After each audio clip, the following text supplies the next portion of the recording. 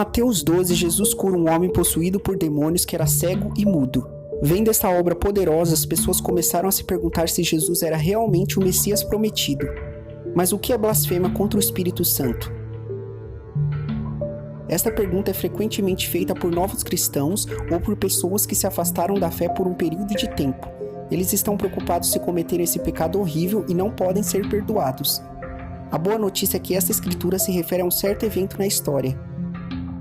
E os escribas que tinham descido de Jerusalém diziam a Jesus: tem Beelzebu e pelo príncipe dos demônios expulsa os demônios. E Jesus chamando disse: como pode Satanás expulsar Satanás? E se um reino se dividir contra si mesmo, tal reino não pode subsistir. E se uma casa se dividir contra si mesma, tal casa não pode subsistir. E se Satanás se levantar contra si mesmo e for dividido, não pode subsistir, antes chegou o seu fim. Ninguém pode roubar os bens do valente entrando em sua casa, se primeiro não maniatar o valente, e então roubará sua casa. Os fariseus falavam irreverentemente e desafiaram a Deus que estavam de pé na frente deles. Esses fariseus viram a prova em primeira mão do poder e milagre de Cristo nessa libertação e cura, mas ainda estava atribuindo a obra de Deus ao diabo.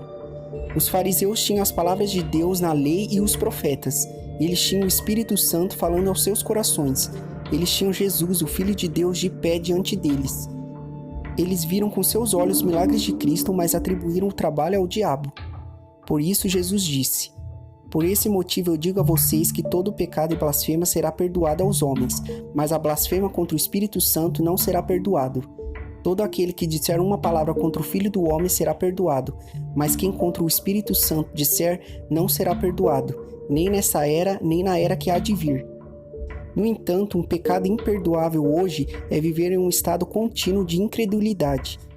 O Espírito condena atualmente o mundo não salvo do pecado. Resistir a essa convicção e não se arrepender é blasfêmia ou resistir ao Espírito.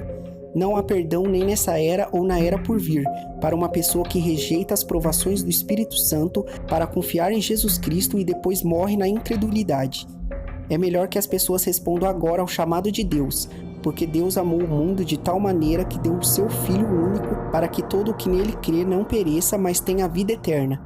Quem crê no Filho tem a vida eterna, mas quem rejeita o Filho não verá a vida, porque a ira de Deus permanece sobre ele.